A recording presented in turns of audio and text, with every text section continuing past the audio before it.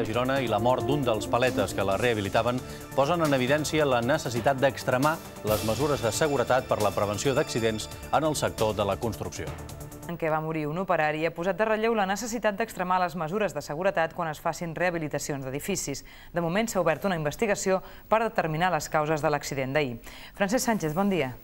Bon dia. Sembla probable, segons les primeres investigacions, que l'enfonsament de la casa va tenir relació directa amb els primers treballs de rehabilitació que es van fer a dins.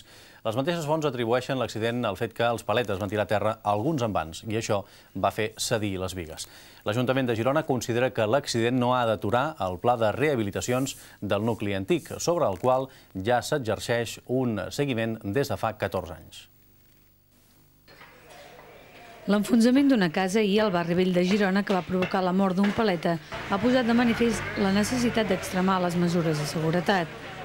L'Ajuntament de Girona continua la investigació sobre les causes del sinistre. Voldria recordar que aquesta mateixa casa, per als nostres tècnics, no presentava cap símptoma de ruïna, en principi. És a dir, i això ens fa confirmar que probablement la causa desencadenant de la caiguda d'aquests sostres s'hagi de buscar precisament amb les feines que s'estaven realitzant a la zona. En el que va d'any han mort en el sector de la construcció 10 persones. La Federació de la Construcció de Comissions Obreres ha presentat davant la Inspecció de Treball de Barcelona una relació de 300 obres de construcció que incompleixen les normatives de seguretat per la prevenció d'accidents. L'Ajuntament de Girona té des del 1983, quan es va aprovar el Pla Especial del Barri Vell, un estudi en què figura l'estat de cada una de les cases d'aquest sector. En una fitxa hi ha el dibuix de la vivenda, el tipus d'estructura i l'estat en què està. Periòdicament se n'actualitzen les dades i quan algun immoble presenta perill de ruïna es fa un requeriment a l'amo.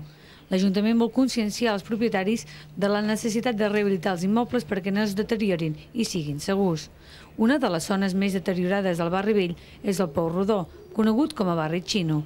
L'Ajuntament de Girona aprovarà definitivament en el ple de dimarts el projecte d'urbanització d'aquest sector, que té un pressupost de 130 milions.